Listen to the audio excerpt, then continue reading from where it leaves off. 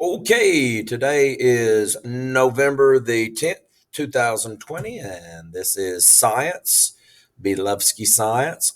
A little bitty short video today because this lesson was itty bitty. Just a couple of reminders. Today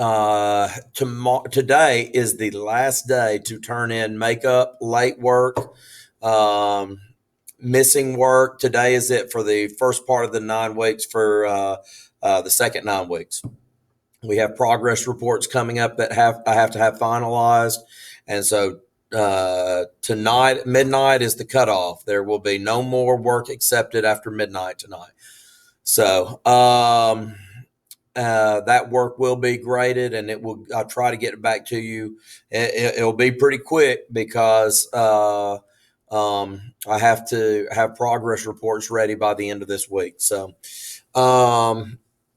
just wanted to let y'all know. Wanted to throw that out there real quick. All right, so we're starting a new section today. We're starting. We're going to go into ecology a little bit. And the work is right here, chapter 20. We're going to chapter 20, lesson 1. I'm going to click real quick on the review sheet. What you may want to do is you'll want to go to this review sheet right here, and to write down the definitions for the day, you'll want to go down here to number 37, I believe it is.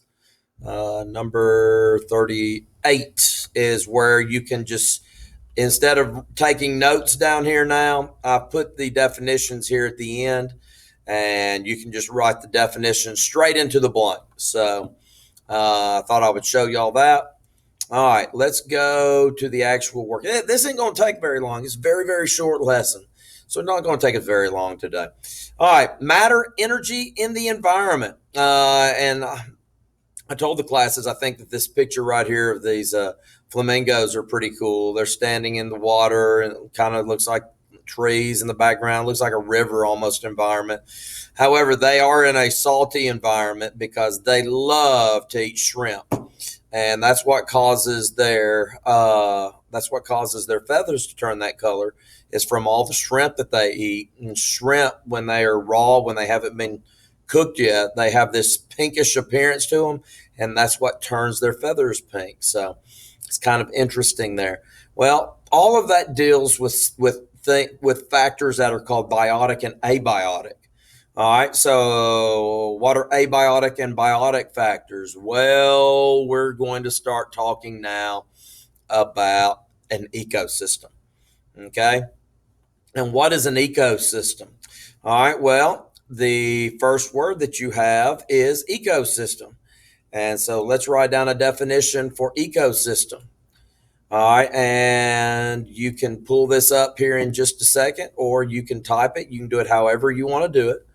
An ecosystem is all living things and non-living things in a given area. Hit pause. All right, so here in North Alabama, all right, we live in an ecosystem that mainly is in North Alabama, surrounds the largest non-living source of the living big. What am I trying to say here? The biggest non-living part of our ecosystem here in North Alabama is the river.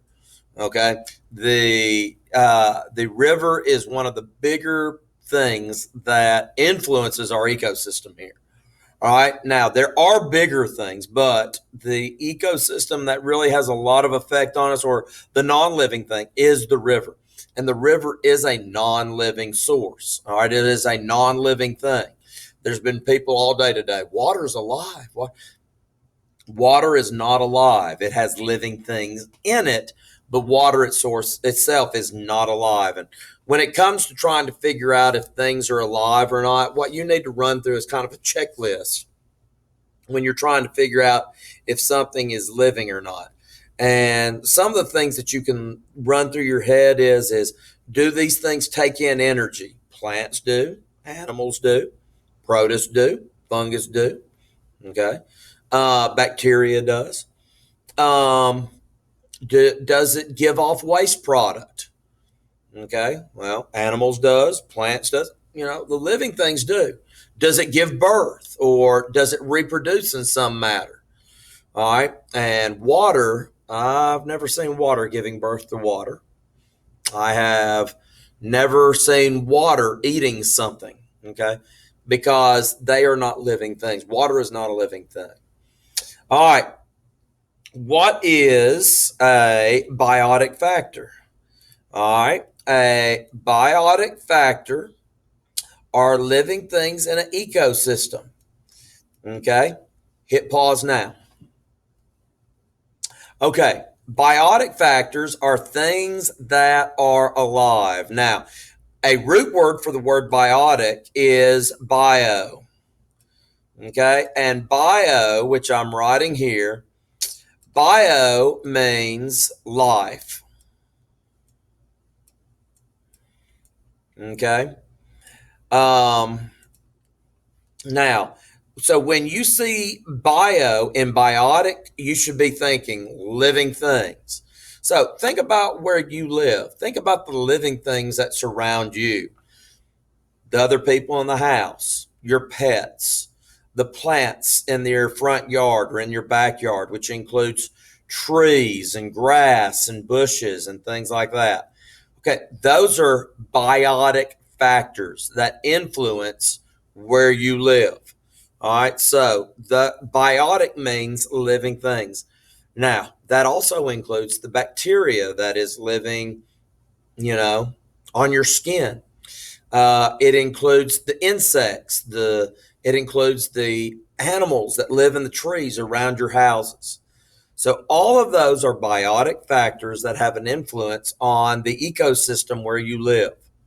Now, next right here is something that is called abiotic. All right. Abiotic factors are non-living things in an ecosystem. All right. So non-living things would be things like a river. Okay. Rocks are not alive. Other things that are not alive is like the street in front of where you live. It is non-living. It is concrete and asphalt. Buildings are abiotic, okay, but they do have an influence on your ecosystem. All right, so let's scroll down. I love this picture right here of these elephants crossing this river right here. What are some of the what are some of the biotic factors? The vegetation, the elephants themselves. All right, now I'm sure there's living things in this water right here, but those are the big things that stand out. What are some things that are abiotic? The water itself, the rocks that they're walking on. Okay, the dead plant life back there behind you, people have said today, well, that was stuff that was biotic at one time. All right. Now, as we scroll down here a little bit, you're going to see other factors that play a role in an ecosystem that are abiotic that we haven't even thought of yet. The sun. The sun plays it's what supplies energy for 99% of the earth. 99% of the energy for the earth comes from the sun. All right, so even though it is millions of miles away, it still plays a very important factor in our environments and in our ecosystems here. Climate. All right, you've heard of climate. What is climate? Climate describes the average weather conditions in an area over time. In other words, if somebody moved in next door to you and they said, hey, what is the climate of our summers here in North Alabama? If they weren't from North Alabama, they might ask you, what are the summers like? Well, your response should be hot, humid, and dry, because we don't have a lot of rainfall during the summers. It's very hot and it's very humid. All right. Now, that doesn't mean it never rains during the summer. Yeah, we get rain when an afternoon thunderstorm comes by or whatever. But the vast majority of the time, our summers are dry. All right. What about our winters? What are our winters like? Well, our winters would be mild because we get cold, at times, but it warms back up really, really fast. Um, and it's during our winters are mild and wet and with no frozen precipitation because we get very little snow or frozen precip here. Now, where my daughter lives in Alaska, she's already sending me pictures of snowfalls that they're getting. They've had 3 snowfalls so far since October. So, yeah, they're already starting to get snows up there. All right. So, climate is basically describing what your weather is like in a certain area over time. Temperature. Temperature is an abiotic factor. All right, think about it. A desert is extremely hot, and it kind of has an influence on what can and cannot grow there. Water, like the river here. If you go to Gulf Shores, you got another source of water, the Gulf of Mexico, that has a big influence on the ecology and ecosystem down there. So it's really cool, different types of waters and watering systems and how they influence the places where they are. All right. Another source is another abiotic source is the atmosphere. Here is the definition for atmosphere. Atmosphere is the layer of gases that surrounds the earth. Hit pause. All right, so our atmosphere is made up of these gases that float around us here. Since they are in our ecosystem, that makes them part of our ecosystem and it's not alive. So it is called abiotic. And of course, soil. And let's get a good definition for soil here. We don't have to write a definition for soil, but soil here in North Alabama is good soil. It's good to plant things like cotton and soybeans and corn and things like that. Our soil is really good to plant stuff like that. Now, if you get with the Gulf Shores, they have a really bad soil. You wouldn't really want to plant very many crops in that soil down there because it's not that great for growing certain items.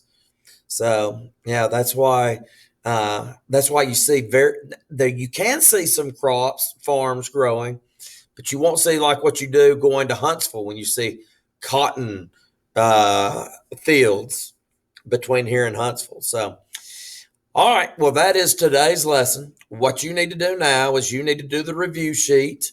You can do a couple of them. You don't have to do the whole thing here on Tuesday.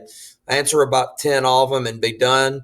And we will pick up on Thursday, and we'll let you finish it on Thursday. Have a good day off Wednesday. It's Veterans Day. If you know a veteran, nothing makes them happier than to have students your age come up and say thank you for your work that you did for our country. So have a good day. Enjoy your day off, and we will talk to you later.